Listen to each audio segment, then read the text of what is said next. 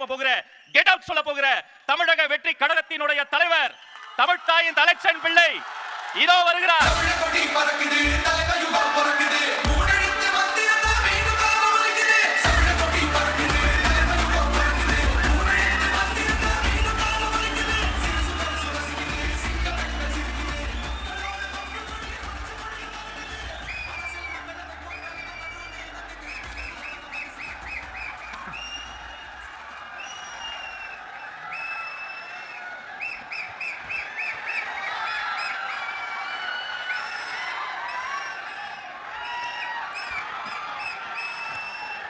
My friend,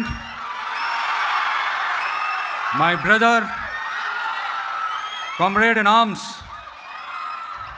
founder Jan Suraj Party, திரு பிரசாந்த் கிஷோர் அவர்கள் இன்னைக்கு வந்து நம்மளுடைய இந்த தமிழக வெற்றி கழகத்தினுடைய 2ஆம் ஆண்டு துவக்க விழாவிற்கு சிறப்பு விருந்தினராக வந்து கலந்துக்கிட்டு பேசியது மிக்க மிக்க மகிழ்ச்சி.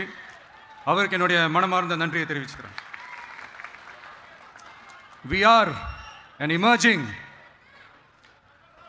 primary political force in Tamil Nadu politics with a firm commitment to create history in the upcoming 2026 assembly elections of Tamil Nadu, like 1967 and 1977 assembly elections of our state. Without compromising our party's ideological principles at any cost, I am here to collaborate and work with you towards upholding the secular and democratic ideals in TN and beyond. என் நெஞ்சில் குடியிருக்கும்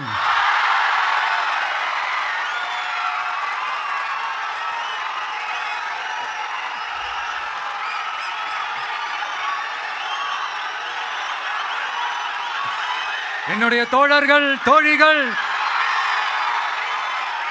எல்லாருக்கும் என்னுடைய வணக்கம் வணக்கம் வணக்கம்.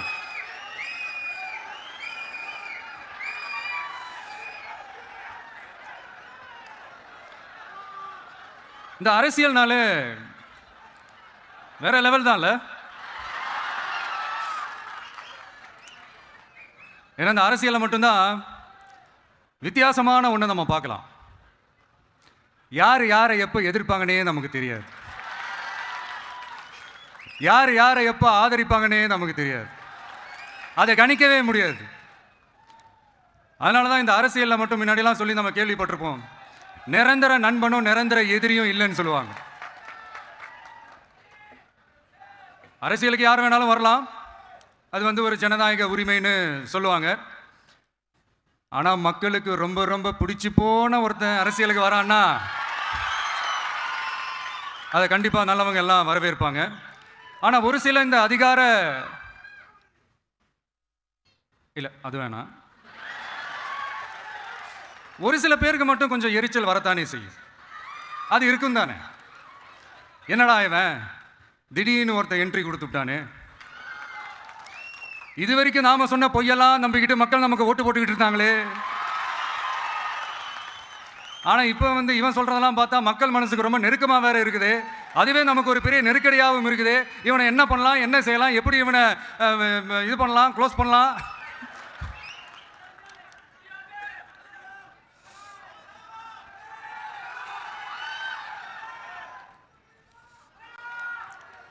எப்படி இவனை close பண்ணலாம், ஒரு கன்ஃபியூஷன் ஒன்று வரும். அந்த கன்ஃபியூஷனில் கத்துறதா கதறதா என்ன பண்ணுறதுன்னு தெரியாமல் வர்றவன் போகிறவன்லாம் கட்சி ஆரம்பிக்கிறான்னு சொல்லி இப்படி ஏதாவது பேச ஆரம்பிப்பாங்க. இப்போ நம்ம ஆட்சியில் இருக்கிறவங்க நமக்கு எதிராக பேசுகிறாங்க இல்லையா, அந்த மாதிரி. இப்படிப்பட்ட ஒரு அரசியல் காலத்தில் கொஞ்சம் கூட ஒரு பயம் இல்லாமல், ஒரு பதட்டம் இல்லாமல், வர்ற எதிர்ப்புகள் எல்லாத்தையும் சும்மா லெஃப்ட் ஹேண்டில் டீல் பண்ணிக்கிட்டு இதோ நம்மளுடைய தமிழக வெற்றி கழகம் முதலாவது ஆண்டை கடந்து இப்போ 2வது ஆண்டில் அடி எடுத்து வைக்கிறோம். இந்த ஒரு காலகட்டம் தான் மிக முக்கியமான ஒரு காலகட்டம். ஏன்னா ஒரு அரசியல் கட்சிக்கு ஒரு பெரிய பலமே அந்த கட்சியினுடைய கட்டமைப்பு தான். அதுதான் அந்த கட்சியினுடைய ஒரு வேறு மாதிரி, ஒரு அடிப்படை பலமே அதுதான். ஒரு ஆலமரம் மாதிரி ஒரு கட்சி ஒன்று வளரணும்னா அதுக்கான அந்த வேர்களும் விழுதுகளும் ஸ்ட்ராங்காக இருக்கணும் இல்லையா? அப்படிதான் நம்மளுடைய இந்த அமைப்பை பலப்படுத்துகிற ஒரு வேலையை தான் இப்போ நம்ம செஞ்சுக்கிட்டு இருக்கிறோம். தமிழ்நாடு முழுக்க மாவட்ட நிர்வாகிகள் எல்லாரையும் தேர்ந்தெடுத்து அறிவிச்சிட்டு இருக்கிறோம். இந்த நேரத்தில் நம்ம மேலே ஒரு கம்ப்ளைண்ட். அது என்னன்னா, அதுதான் எனக்கும் புரியல. நம்மளுடைய மாவட்ட நிர்வாகிகள் எல்லாருமே வெறும் இளைஞர்களாகவே இருக்கிறாங்களாம். ஏன் இருந்தா என்ன? அறிஞர் அண்ணா அவர்கள் கட்சி ஆரம்பிச்சப்பா அவர் பின்னாடி நின்னதும், புரட்சி தலைவர் எம்ஜிஆர் அவர்கள் கட்சி ஆரம்பிச்சப்பா அவர் பின்னாடி நின்னதும் வெறும் இளைஞர்கள் தான். அந்த இளைஞர்களால தான் 1967லையும் 1977லையும் அந்த 2 தேர்தலையுமே ஒரு மிகப்பெரிய ஒரு வெற்றி கிடைச்சது. வரலாறு, அதுதான் வரலாறு. இப்போ அதே மாதிரி நம்ம மேல இன்னொரு கம்ப்ளைண்ட். அது என்னன்னா, நம்மளுடைய கட்சி நிர்வாகிகள் எல்லாருமே சாதாரண குடும்பத்திலிருந்து வந்தவங்களாம். அதே தான் இங்கேயும் கேட்குறேன், ஏன் வரக்கூடாதா? சாதாரண குடும்பத்திலிருந்து வந்தவங்க தான் பெருசு பெருசாக சாதிச்சிருக்கிறாங்க. இன்னும் சொல்லப்போனா நம்மளுடைய கட்சி எளிய மக்களுக்கான கட்சி தானே. அப்படி இருக்கும்போது நம்மளுடைய கட்சி நிர்வாகிகளும் எளிய குடும்பத்தை சேர்ந்தவங்களா தான் இருப்பாங்க. நம்மளுடைய கட்சி ஒன்றும் பண்ணையார்களுக்கான கட்சி கிடையாதுல்ல. முன்னாடிலாம் அந்த காலத்தில் பண்ணையாருங்க தான் பதவியில் இருப்பாங்க. இப்போ கொஞ்சம் உள்டா மாறிடுச்சு. பதவியில் இருக்கிறவங்களாம் பண்ணையாரா மாறிடுறாங்க.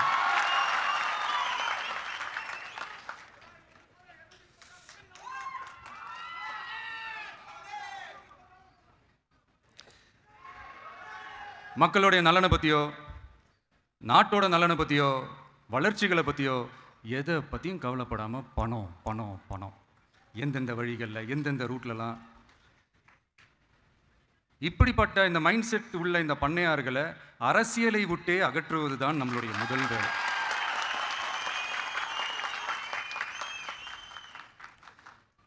அதை ஜனநாயக முறைப்படி நம்ம செய்கிறதுக்கு தான் 2026 தேர்தலை நம்ம சந்திக்க போகிறோம். அந்த தேர்தலை சந்திக்க ரொம்ப ரொம்ப முக்கியமான விஷயம் பூத் லெவல் ஏஜென்ட்ஸ், BLA அப்படின்னு சொல்லுவாங்க. அது ரொம்ப ரொம்ப முக்கியம். ஏன்னா நீங்கள் பார்த்தீங்கன்னா தமிழ்நாட்டில் அந்த பெரிய பெரிய கட்சிகளுக்கு தான் அந்த BLAலாம் ரொம்ப ஸ்ட்ராங்காக இருக்கும்னு சொல்லுவாங்க. ஒரு அப்ராக்சிமேட்டாக ஒரு 69,000 பூத்ஸ் இருக்குது. அது எல்லாத்துக்குமே பூத் ஏஜென்ட்ஸாக நம்மளுடைய கட்சி தோழர்களை தான் நியமிக்க போகிறோம். கூடிய சீக்கிரமே பூத் கமிட்டி மாநாடுன்னு ஒன்று நடத்த போகிறோம். அன்னைக்கு தெரியும் தமிழக வெற்றி கழகம் எந்த ஒரு பெரிய கட்சிக்கும் கொஞ்சம் கூட சளைச்சதில்லைன்னு. அன்னைக்கு தெரியும் தமிழக வெற்றி கழகம் தமிழ்நாட்டில் முதல் சக்தியா, முதன்மை சக்தியா, பவர்ஃபுல்லாக இருக்குதுன்னு அன்னைக்கு ப்ரூவ் ஆகும். இப்போ புதுசாக ஒரு பிரச்சனை ஒன்று கிளப்பி விட்டுட்டு இருக்கிறாங்க, மும்மொழி கொள்கை.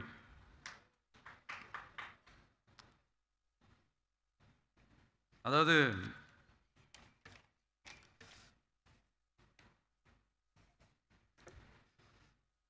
இதை இங்கே செயல்படுத்தலைன்னா இந்த கல்விக்கான நிதியை நம்மளுடைய மாநில அரசுக்கு கொடுக்க மாட்டாங்களாம். இந்த LKG UKG பசங்க சண்டை போட்டுப்பாங்க தெரியுமா, அந்த மாதிரி கொடுக்க வேண்டியது அவங்களோட கடமை. இங்கே இவங்க வாங்க வேண்டியது இவங்களுடைய உரிமை. ஆனால் இவங்க 2 பேரும் இங்கே எவ்வளோ சீரியஸாக ஒரு பிரச்சனை ஓடிட்டு இருக்கு. இவங்க 2 பேரும் அதாங்க நம்ம பாசிசமும் நம்ம பாயாசமும், அதான் நம்ம அரசியல் இனிமையும் கொள்கை இனிமையும். 2 பேரும் என்ன பண்ணுறாங்கன்னா 2 பேரும் பேசி வச்சுக்கிட்டு இந்த செட்டிங்லாம் பண்ணி வச்சுக்கிட்டு மாற்றி மாற்றி சோஷியல் மீடியாவில் ஹேஷ்டேக் போட்டு விளையாட்டுருக்குறாங்க. இங்கே என்ன நடந்துக்கிட்டு இருக்கு, அதாவது இவங்க 2 பேரும் அடிச்சுக்கிற மாதிரி அடிச்சுப்பாங்களாம். அதை நாங்கள் நம்பணுமா, மக்கள் நம்பணுமா? What bro, it's very wrong bro.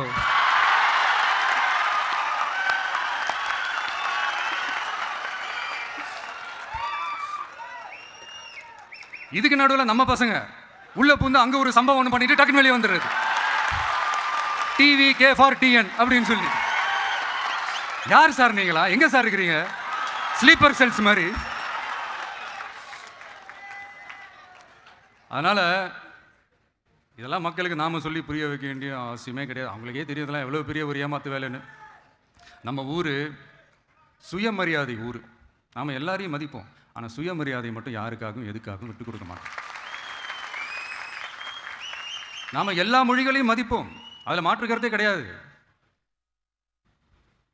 தனிப்பட்ட முறையில் யார் வேணாலும் எந்த ஸ்கூல்ல வேணாலும் படிக்கலாங்க. உனக்கு எந்த மொழி வேணுமோ, எப்போ கற்றுக்கணுமோ, உனக்கு எப்போ தோணுதோ கற்றுக்கலாம். அதெல்லாம் அவங்கவுங்களுடைய தனிப்பட்ட ஒரு உரிமை. ஆனால் கூட்டாட்சி தத்துவத்தை மீறி மாநில தன்னாட்சி உரிமைக்கு எதிராக ஒரு மாநில அரசின் மொழி கொள்கையை, கல்விக் கொள்கையை கேள்விக்குறியாக்கி வேறு ஒரு மொழியை வலுக்கட்டாயமாக திணிச்சா, அதுவும் அரசியல் ரீதியாக திணிச்சா எப்படி ப்ரோ?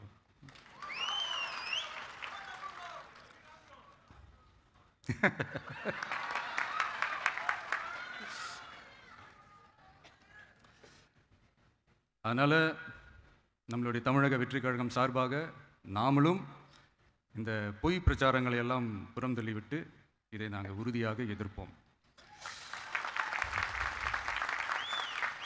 கான்ஃபிடென்ட்டாக இருங்க, நல்லதே நடக்கும், வெற்றி நிச்சயம். மீண்டும் சந்திக்கும் வரை நன்றி, வணக்கம்.